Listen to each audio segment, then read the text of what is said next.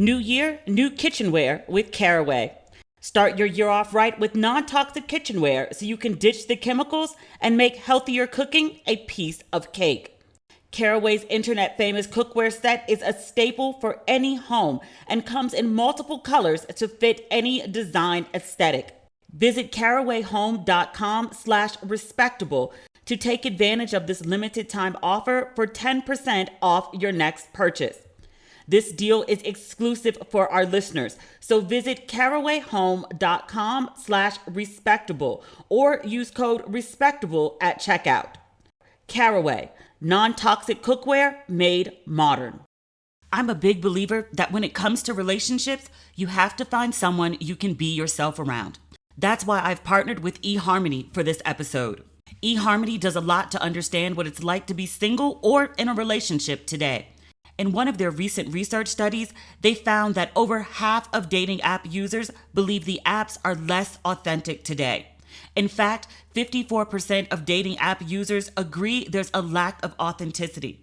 2/3 of daters say that having a profile that accurately captures who they are and attracts the kind of people they're looking for is a top priority. When it comes to connection, we want someone who truly gets us, not just certain parts of us. If we're going to make better connections, we'll have to give people a better sense of who we are too.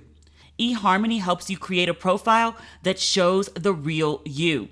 Their well-rounded personality quiz helps you find someone who will really get you. I love how eharmony goes above and beyond to make connections. So join the dating app that gets to know their users better so they can match better. And see for yourself. Get someone who gets you. Start a conversation on eharmony today. Ladies and gentlemen, boys and girls, and those who don't identify as either, you are listening to Ratchet and Respectable. I wish you could see what I'm seeing right now. I'm sitting in my dining room / living room / kitchen. It's all one big area.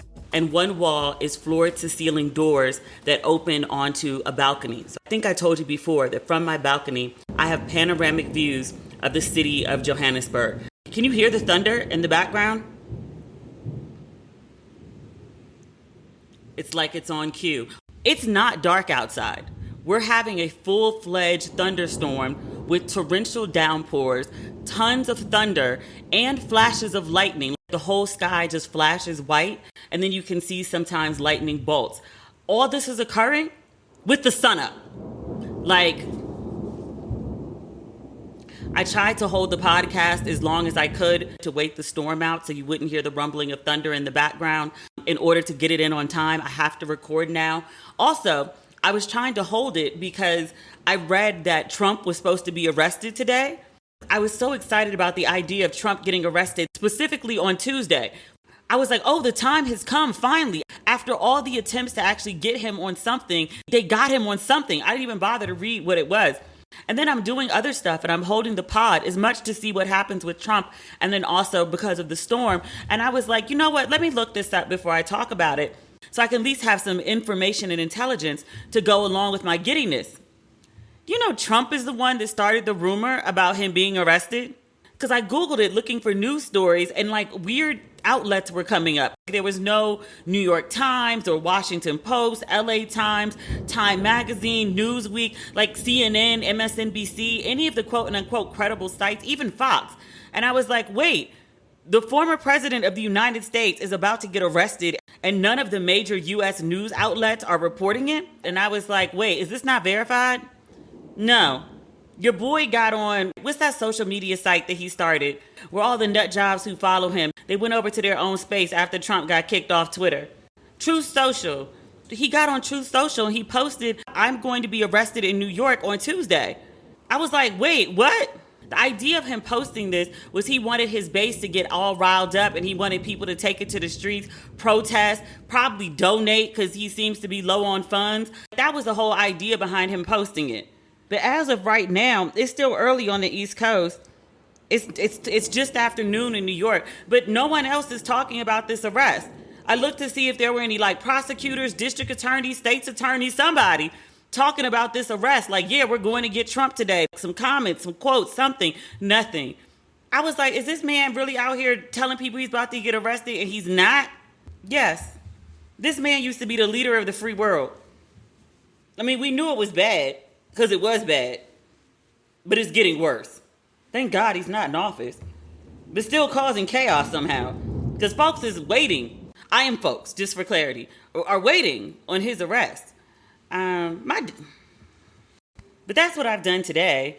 I finally feel settled in Johannesburg. I've been here just over a month. Folks who move around a lot and who've moved away from home will get this. You get to a new place and you're trying to figure out everything, where the mall is, where the grocery store is, where the dry cleaners are, where the pharmacy is, like the basic things that you need. And it can be really frustrating, like trying to find things, trying to make friends, trying to get used to a new pace and rhythm and routine, trying not to stand out and look like a newbie and look lost all the time. And then one day it just kind of like clicks and everything just sort of makes sense. You know where to go, and if you don't, you know who to ask. That's what happened for me late last week, and I was like, thank God. Being here has just been a bit frustrating. It's a good time, but it's not as easy to navigate as, say, Ghana. But then when I moved to Ghana, I've been there 4 times over a period of years before I moved, and I actually had friends who live there. So it made it a little easier. Johannesburg was a little tougher. And one thing I also had to be mindful of doing was a lot of people had reached out and was like, hey, you're in my city. And if you ever want to get coffee, cocktail, brunch, dinner, lunch, whatever, hit me up and let me know. So a lot of people had reached out, but I was like, traveling a bunch and doing my own thing. And I was like, you know what? I need to follow through. It's not like I don't have people. I'm saying I want a friend circle, but woo. If I was in the South, my grandmother would make me turn off all my electronics and sit in the dark. Not even in the South with my dad's mom, but in Detroit with my mom's mom. She would have had us sitting up in the dark talking about God is speaking and we need to listen. If you saw the lightning strikes that are going on right now, there might be something to that.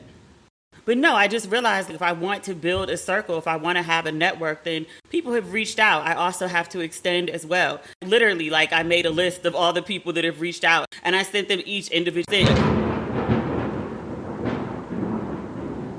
I sent an individual note to each of them and was like, hey, I'm in town until XYZ. Would love to hang out if you're available. Like, let's make it happen. Literally, everyone responded. Amazing. So I had a really dope weekend. I went to my first braai, at least this trip. Braai is another word for barbecue. South Africans are known for their love of meat. They will have a fierce debate with you over whether their ribs are better than, say, Nashville or Texas or anywhere else. They believe in their meat. Thankfully, they also believe in sides because, I don't eat anything but seafood. Went with a friend to her friend, was having a birthday party, and it was a really lovely home in Pretoria. If you remember my first day in Johannesburg, I had that taxi driver, how he lived and worked in Johannesburg and his wife lived in Pretoria. And he was basically telling me how he's comfortable cheating on her because of the distance and them living apart. And the way he said it, I was like, oh, Pretoria must be like very far. Pretoria is a full with traffic, 30 minutes outside of Johannesburg. It was a Saturday afternoon. There was a dust up on the highway, so we had to make a detour to the local road. Even with the detour, it was still 30 minutes to Pretoria. This dude really sat in a car and told me he works 30 minutes from home. You would rather cheat on your wife and expose yourself to all sorts of drama and possible disease rather than drive home 30 minutes for your body to be serviced by your wife.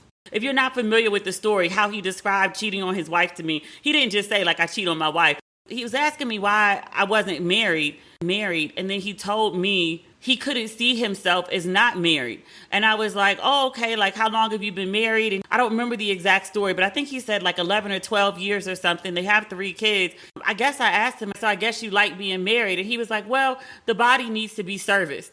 And I was like, sir, you're trying to sell me on the idea of marriage, and the biggest plus you can find is your body needs to be serviced? Really? And it's not even being serviced by your wife. Like, I mean, when you get home it is, but in the meantime, you out in the streets. This is what you're telling me. And then I was like, is he trying to offer me dick? Like, this is a horrible way to do it. And then telling some strange woman that you just met 10 minutes ago about you cheat on your wife. Like, ain't the taxi cab confession supposed to come from the passenger, not the driver? So we get to the barbecue. It was absolutely lovely. I ended up sitting at a table of, I guess it was 9 women by the end of the night. The short version: women get together, have some food, and have some drinks. The conversation inevitably turns to dating, relationships, marriage, children. The children were present, so we didn't want to drag them too bad. A couple husbands were too, but the men were off to the side, drinking beer and grilling meat.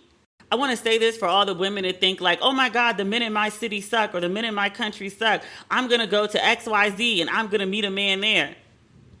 There is no group of women worldwide who do not complain about the state of their men. No group of women. I've lived in a bunch of different cities professionally for maybe 6 to 10 years. My literal job was to interview women around the United States about dating and relationships. There is no group of women, not LA, not Houston, not Dallas, not Atlanta, not Miami, not DC, not New York, not Chicago. There is no city in America where the women are like, oh, come here, our men are great. Everyone's buying dinner and emotionally open and communicates well. No. Now I've left the country, and I didn't leave the country on a hunt for a man. I just left because I wanted to see some world. I love adventure. I love expanding myself. Like, that's the whole purpose of me bopping around. But every place that I've been, when I sit with a group of women, it sounds like the exact conversations that I had with my friends in DC, in LA, in Atlanta, in Brooklyn. There's no deviation. And the bottom line is, what is wrong with them? And how do they expect women to put up with this shit? No one's putting up with this shit anymore. And then the married women chime in and be like, oh my God, I'm so glad I'm married. And they be like, well, if something happened, like God forbid, just whatever, would you get married again? No. You want to elaborate on that, sis? No. I'm one and done for that. Like, it's fine. He's good. He's okay. But no, I wouldn't do it again. No. What? But I say that for everybody who's just like, oh my God, I'm in Atlanta and I just can't. I'm in LA, I just can't. I'm in Dallas, I just can't. These men, there's got to be something. Like, I got to move, I got to whatever. They the same everywhere. You could change cities, you could change countries. They the same everywhere. New year, new kitchenware with Caraway. Start your year off right with non-toxic kitchenware so you can ditch the chemicals and make healthier cooking a piece of cake. Caraway's internet famous cookware set is a staple for any home and comes in multiple colors to fit any design aesthetic. Caraway Home's non-toxic kitchenwares are all designed for the modern home and feature a chemical-free ceramic coating, so food can be prepared with peace of mind that no hard-to-pronounce compound will leach into your healthy ingredients. All Caraway sets come equipped with easy access storage solutions so that no stacking is required. And gone are the days of misplacing your lids. With our exclusive discount, you can now save on the full suite of Caraway products, including kitchenwares, of course, but also food storage, tea kettle, and many cookware. I love my Caraway Home cookware set. I have the black and gold, which I totally bought to match the aesthetic of my kitchen. Visit carawayhome.com/respectable to take advantage of this limited time offer for 10% off your next purchase. This deal is exclusive for our listeners, so visit carawayhome.com/respectable or use code respectable at checkout. Caraway, non-toxic cookware made modern. There's nothing worse than going to a doctor's appointment expecting to be the center of attention, and then your doctor seems like they have better things to do and better places to be. Instead of listening to you intently, asking how you feel, and helping you along, the doctor is checking the clock. On ZocDoc, you'll find quality doctors who focus on you, listen to you, and prioritize your care. ZocDoc is the only free app that lets you find and book doctors who are patient-reviewed, take your insurance, are available when you need them, and treat almost every condition under the sun. When you're not feeling your best or just trying to hold it together, finding great care shouldn't take up all your energy. That's where ZocDoc comes in. Using their free app that millions of users rely on, you can find the right doctor that meets your needs and fits your schedule. I love how easy ZocDoc makes it to find a doctor that is available and that cares. Go to ZocDoc.com/ratchet and download the ZocDoc app for free. Then find and book a top-rated doctor today. Many are available within 24 hours. That's ZocDoc.com/ratchet. ZocDoc.com/ratchet. When it comes to exercise, I don't mind working up a sweat. The challenge for me is staying motivated and staying engaged. With Peloton, I can finally say goodbye to boring workouts. Peloton has changed the game with Lane Break. They've actually gamified the workout experience. So now when you pedal on the bike, you're not just moving just to move. You're moving to crush levels. Peloton gets it. They get that most of working out is mental. And with LOL Cody, the cycling class with a late night talk show twist, you never have to choose between getting the latest celebrity gossip or working out. For folks that need good music to get themselves going, Peloton's got you. You can find whatever you need to get you moving. Anything from gospel to metal to an EDM walk or a scenic row, if that's your thing, through San Diego. Try Peloton tread, row, or bikes risk-free with a 30-day home trial. New members only, not available in remote locations. See additional terms at onepeloton.com/home-trial. The women in Ghana have the same complaints of the women of Kenya and Rwanda, the women of South Africa, of the women of Brooklyn, of the women of Atlanta. I'm sure if I could speak better French, the women of Paris, the women of Senegal, the women of Cote d'Ivoire would all have the same complaints. Actually, remember Nana who came on here to talk about, what was her book? Sex Lives with African Women? She actually did go around the continent. I mean, they were talking about sex, but sex and relationships kind of go hand in hand. Yeah, she actually did go all over the continent and talk to African women. At least 20 some odd countries. She got interpreters so she could understand the women speaking French and Portuguese. Same shit, different longitude, latitude. So that was Saturday. And then Sunday I went to the Four Seasons because the Four Seasons brunch here is $45. I will be at the Four Seasons for brunch every Sunday I'm in Johannesburg. If you're not a Four Seasons bruncher, Four Seasons brunch in DC at the Georgetown location is $125. I thought the one in Mexico City was cheap. Mexico City's is $60. I thought I was getting a bang for my buck. And I was like, oh, $45 for brunch? I'll be here next week. Just give me a standing reservation. Thank you. Two of my favorite shows. One of them is a season finale. The other one is a series finale. BMF, the season finale just happened. It was okay. I don't want to give you any spoilers.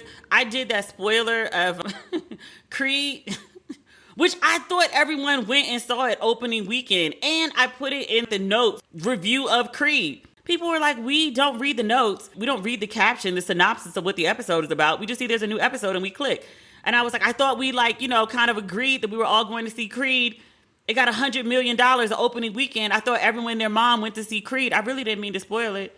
But now y'all got me scared to do any kind of review because I ain't trying to ruin a show for anybody. I take spoilers for shows because you know how seriously I take my TV.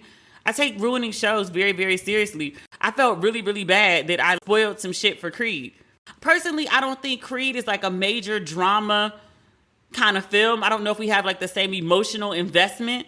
But apparently people were like really pissed at me. Like, I'll never listen to your podcast again. And I was like, I've blocked people for giving me spoilers of TV shows that I haven't seen. I feel you. So now I'm like on pins and needles trying to figure out like how to talk about TV shows. Because I want to talk about some stuff that happens in the show. The mom and the way she started dressing. But I don't want to tell you why she started dressing like that. I will say this though. This doesn't necessarily apply to the finale. I guess I have to wait a bit to talk about it. And you know how my mind is. I like move on to something else. So we'll probably never get a proper review of BMF. But I will say this. 2 episodes back, and I missed some episodes because I was traveling. My mom was here. That's why. I kept hearing people talk about Carisha had a guest appearance on BMF. She was somebody's girlfriend. Okay. People talked about how awful her acting was. I saw the episode. I like Carisha, so I'm gonna be kind in my assessment. There's room for improvement. In fairness, though, the acting on BMF ain't really that great. It was not like she was there struggling alone. I like Big Meech. I like the actor who plays Big Meech. He's actually the son of the character he plays. This is another one of them Ice Cube situations. He definitely brings something to the character. And I remember when the show debuted, 50 Cent talked about how Meech wanted to play his father. And he was like, you're going to have to go to acting school. It's not just as simple as, okay, like I look like the character and I know the life story. And so I could just show up and be him. You actually need to become an actor. Like, this is a craft. It requires skills. You need to show up and be fully present and be able to do this role the right way. He said, cool, I'll go to acting school. This is 50 Cent's version of events. I believe that Demetrius went to acting school. He seems like a very lovely man. That scene with him and Carisha together, just them two having a conversation, was painful. It wasn't just Carisha. Like, everybody was like, oh, Carisha can't act. A lot of people on that show can't act. Now, some people can. The actor playing Terry, who used to be on, what was he on? He was on my show with the high school kids. All American. Great actor. Strong actor. The guy playing Lamar. Strong actor. Meech's parents, both strong actors, both been around forever and a day. The woman that played Meech's baby mama, who was also Lamar's baby mama, she's also a rapper. Doesn't embarrass herself, but not the strongest actress. When people were like, oh my God, Carisha was so terrible. It's not a show of great actors. It's a show that's an amazing story that also happens to be heavily based on real life events. The real life events were crazy when they happened. We're talking about selling crack in the 80s in Detroit. Well, started in Detroit, and it ended up selling crack, I believe, the entire eastern seaboard. Detroit is the Midwest. So I think everything from Detroit and then headed all the way east was BMF's territory. I remember I went down to Atlanta. This must have been somewhere between 2007 and 2011.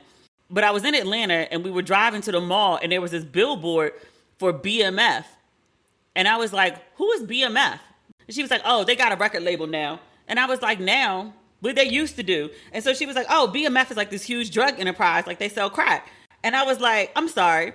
Are you telling me that there are billboards advertising an illegal drug organization? And so she was like, it sounds crazy when you put it like that. But she was like, I mean, they're starting a record label. I was like, okay, so the record label is BMF. What's the name of the drug organization? And she was like, BMF.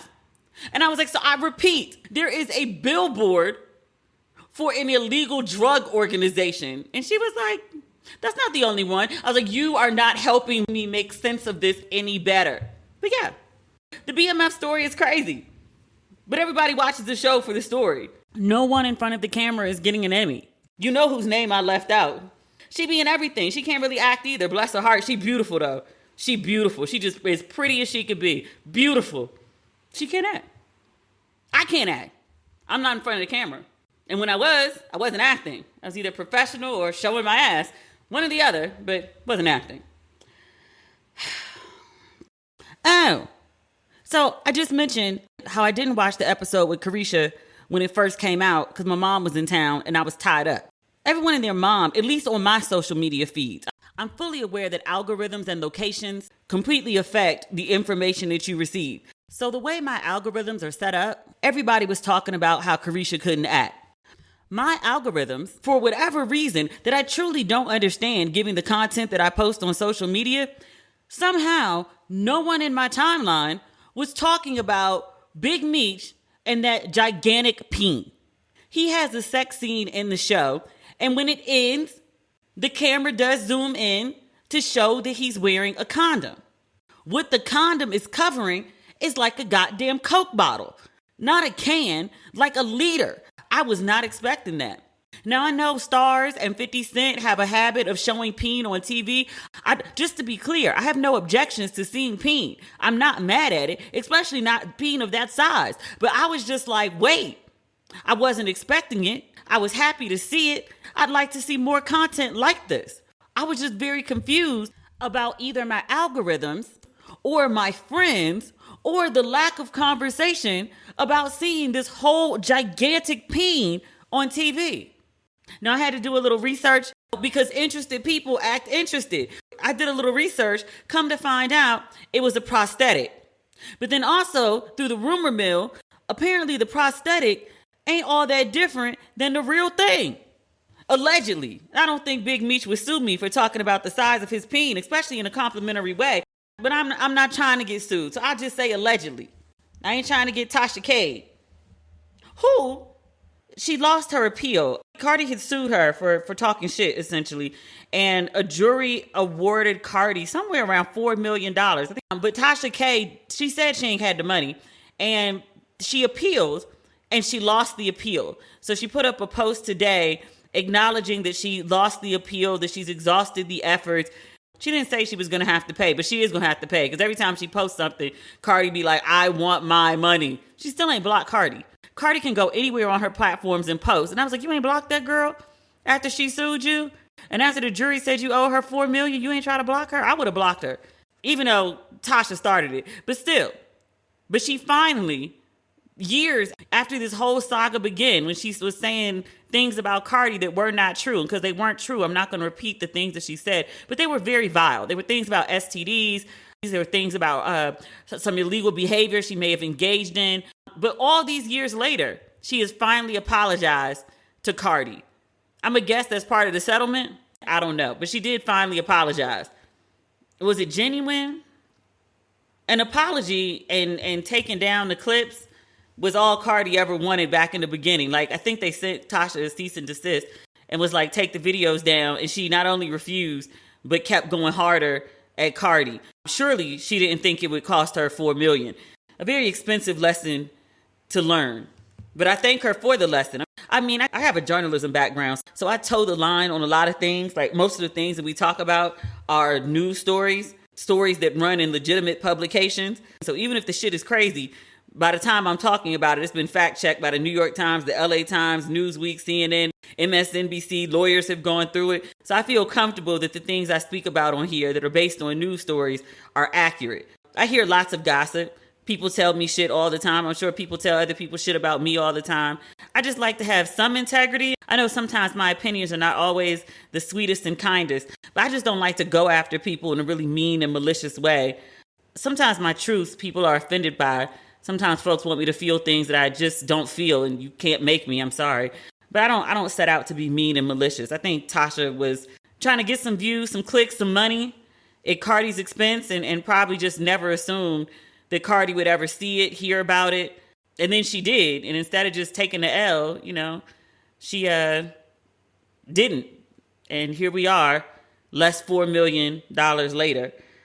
This is decent of her. She did tell her supporters, her fans, her viewers, she did tell them, if you see a GoFundMe that somebody's trying to scam, she has not created a GoFundMe. She will not be creating a GoFundMe. I wonder how she going to pay $4 million. That's a lot of money. Maybe not to Cardi, but for the average person, even the above average person, even if you got 10 million, you're not really trying to give up 4. Hell, 100 million ain't trying to give up 4. Nobody's trying to give up 4 million. That's the point I'm trying to make. Your Honor over on Showtime may or may not have come to a close. I'm not giving any spoilers away for Your Honor in case you haven't seen the finale. If you have not seen the finale, with haste, I encourage you to get to the finale of season 2. Season 1 was one of the best seasons of television I'd ever seen. It was supposed to be a limited series, but it got so much love that they decided to do a season 2. And they said, fine, we're going to do a season 2, but no more. No more. We're done after this. We're giving you season 2 and we're done. And everybody was like, okay. And they're like, no, we're done. So season 2 has just come to a close. And again, no spoilers, but the way that they quote and unquote wrapped up the story, it's so open-ended. I was like, you can't leave us like this. You can't leave us like this. You can't imply that all of these things could happen, could not happen. These are all the possibilities of where this story could go. And I was like, no. You cannot build these characters. Characters like Big Mo, a woman who is running a powerful drug organization on the black side of New Orleans. I need more. You got the mob boss's wife who running around thinking she's Cersei and shit. You can't just introduce these characters and not tell us what happens. The finale was so well done and it left so many possibilities. Showtime would be foolish to let this show go. They got like a Wire level hit on their hands, although The Wire was never really a hit. The Wire is critically acclaimed. It stood the test of time. But I don't think The Wire ever got any major awards, not for the actors, not for the creators, not for the writers, like nobody. The Wire never got its just due, although everyone kind of universally agrees it's between The Wire and Breaking Bad is one of the best TV shows ever made. Breaking Bad was good. But I feel like Your Honor has the potential to be right up there with The Wire and Breaking Bad. It's the same actor as Breaking Bad. And as good as he is, and he is great, he's not even the best character on the show. You could have really good arguments about who the best character is in that series. I think it's Big Mo. But allegedly, season 2, that was the series finale and not the season finale. A couple people told me that when they watched the episode, it said it was season finale. But when I did my Googling, the show has not been picked up for season 3. That absolutely can't be because the audience doesn't want it. I'm not a network exec. I don't always understand their decisions. But I was like, the audience wants more. The writers want to do more because they want to be paid. I was like, y'all can't just want to move on to something else already. Oh, I watched Swarm. How do I find time to watch all this stuff? Oh, because I stayed up till the middle of the night watching Swarm. It's only 7 episodes. Again, no spoilers. I mentioned Swarm, or I mentioned a scene from Swarm in the last episode of the podcast. And I don't think I would have had any intention of watching this show. I don't particularly think it was advertised very well. That said, I'm not in the US right now, but like every time I turn on my laptop, I have my VPN on. I get advertisements for a bunch of other shows that are US based, but maybe I'm not the demo for Swarm, so it didn't hit me. I remember talk of Donald Glover is doing a new show and Malia Obama is a writer on Donald Glover's new show. I think that was something that came out 6 months ago, a year ago. I knew it, but I didn't know the name of the show.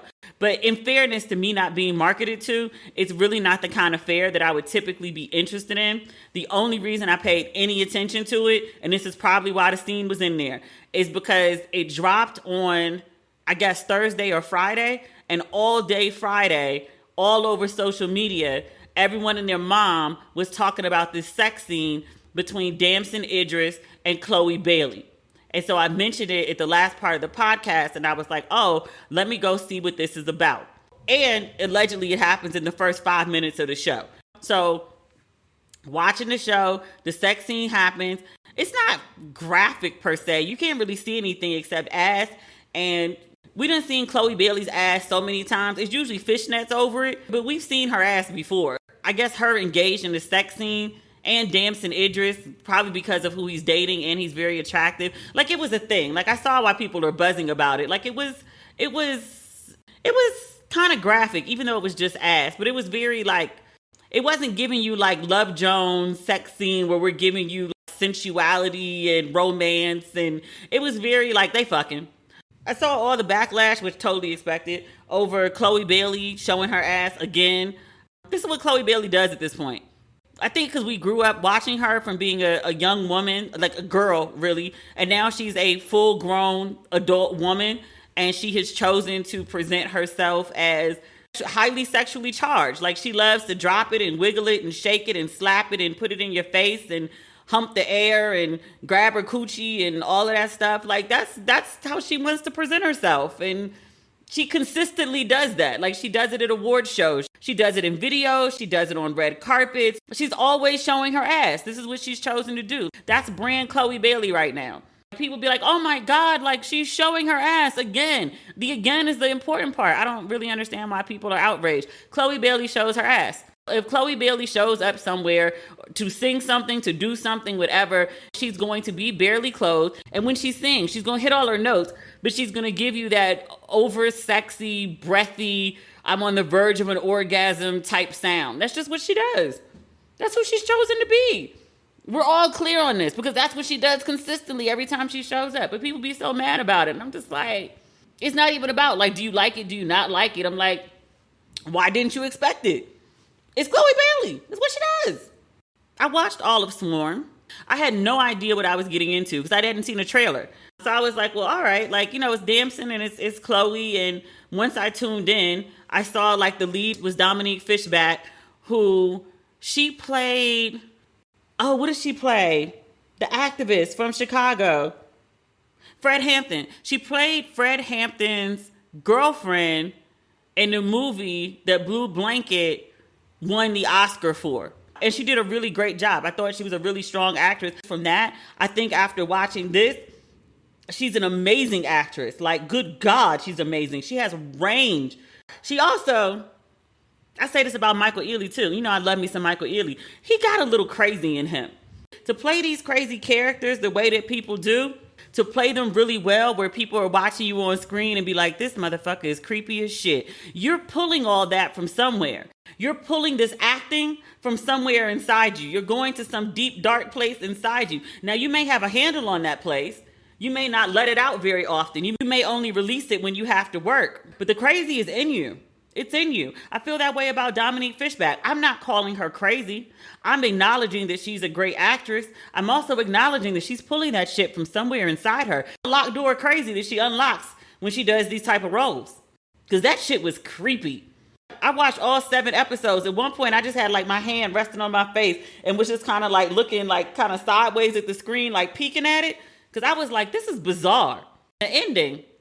No spoilers, again. But the ending, I was like, wait, what? Malia Obama wrote episode 5, which I think is the craziest episode of the series.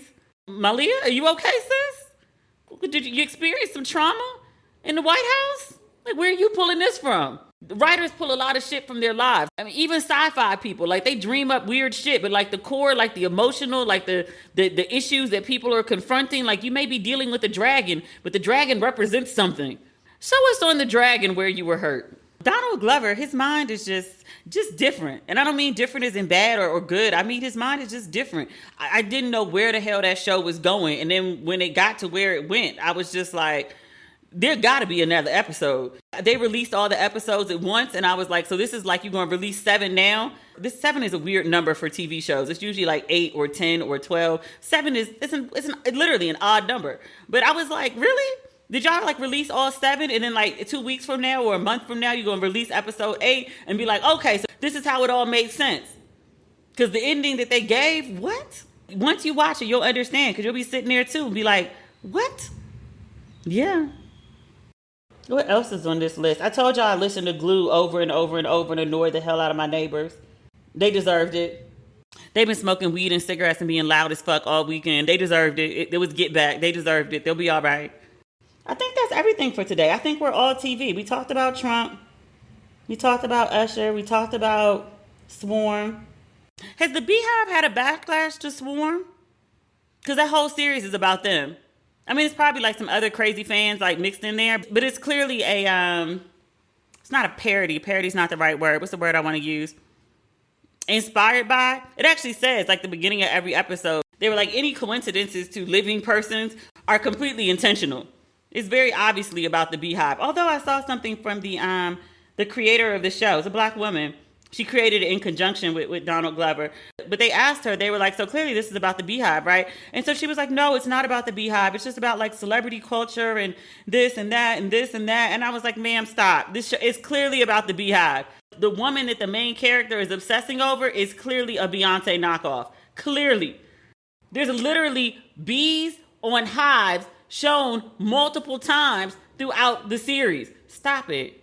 You made a show clowning the Beehive. Now they may be clapping back. You might not want to put up with that shit, which completely and totally makes sense to me because they're a fucking lot. But don't pretend it isn't what it is. Just claim it. It's clear. It's obvious. Oh, I've seen the episode of Snowfall that's going to air tomorrow.